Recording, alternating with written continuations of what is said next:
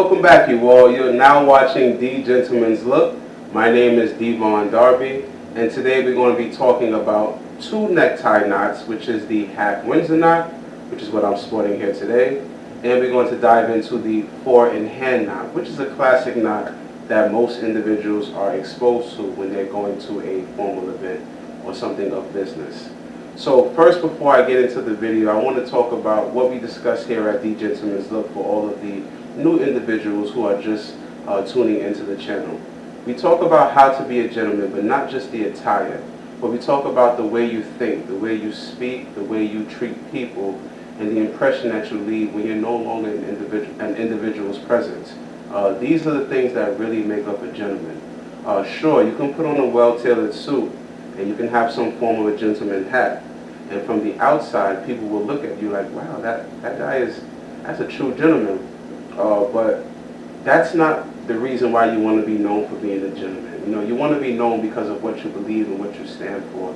And the attire is just pretty much like the cherry on the cupcake, or the icing on the cake, whichever one you want to use, all right? So we're going to be talking about, again, two neckties, and we're going to get into it right. All right, my gentlemen, young and older gentlemen, we're going to be starting off with the four-in-hand knot. So a tie comes with two sides. It has this side with the seams. You can see like there's a straight line of stitching, which is the seam side, and then you have a flat side. So you're going to make sure that when you're putting the tie around your neck, the flat side is facing forward. So for the four-in-hand knot, you don't need to use a lot of fabric for the tie. So we can have the thinner side about a little less than halfway of the thicker side. All depends on your height. I'm a tall person, so I probably would go a little bit higher. Alright, so what you're going to do is you're going to cross the thicker side over the thinner side and form an X for the four-in-hand knot. Right? Then all you're going to do is take this under and around. Under and around. So you'll be left here. You're going to take this thicker piece, you want to stand sideways so you can get a better view, and you're going to place it through this hole right here. Once you place it through the hole and pull it through, you're left here. Tie is almost complete. You're going to take this thicker piece, and you're going to notice that there's a hole right here. Okay? All you're going to do is put that thick piece inside the hole and gently pull down.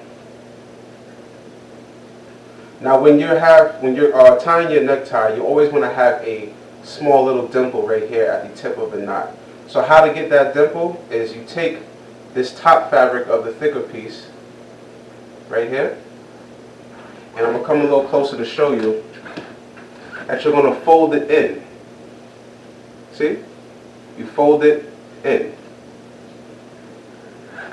After you fold it in, you pull down until you get that dimple right here. Once you get that dimple, you hold it. You pinch it and you hold it. This thinner piece in the back, you're going to just pull it down while you pull the tie knot all the way up to your neck. Once it reaches your neck, you're going to pull this thicker piece down to lock that dimple inside, as you can see. Once you have it to your liking, make sure that you fold your collar down.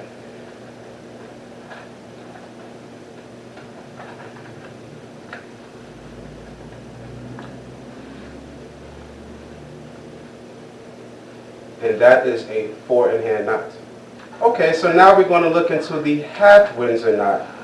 This is a more elegant knot. It just shows that you are practicing a little bit of individual style. So what you're going to do is place it around your neck collar. Now the half Windsor knot requires a little bit more of the fabric of the tie because you're doing a little bit more wrapping. So what you're going to do is give yourself a little bit more room to play with. So leave that thinner piece, I would say about not half of the thicker piece, but a little bit less than half. Okay? So what you're going to do is, just like before, you're going to cross it over like an X. Alright, so this time what we're going to do is we're going to go under,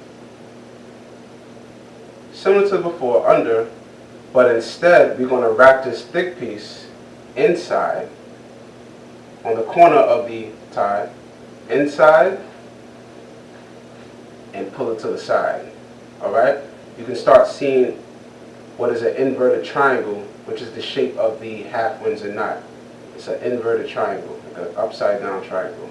Alright, so once you're here, you're going to wrap it over, like across your chest rather, across your chest. And then we're going to come, just like before, inside this hole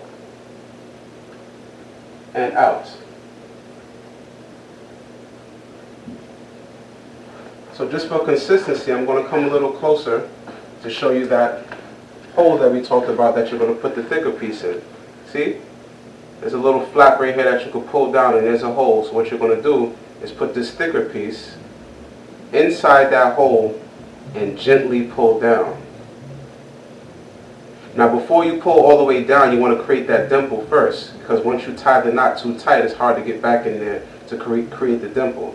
So take this top fabric of the thicker piece right here and fold it in, just like before. Fold it in, okay? And gently pull down until you get that dimple forming. And what did I say before? As soon as you get that dimple knot, yeah, you got it. You're going to pinch it, hold it, and pull that thinner piece down as you pull the knot up to your neck. It's just routine. Once you practice it a couple of times, you'll get it. And then, again, you're going to pull that thicker piece down to tighten that knot. Okay? Now the key here, as you can see the inverted triangle, the key here to really shape that inverted triangle is to pinch the bottom. Pinch it so that it really forms that triangle shape even more, and then pull it up to your neck. Okay, as you can see the shape. Once you have it to your liking, then you're just going to pretty much fold down your collar, as always.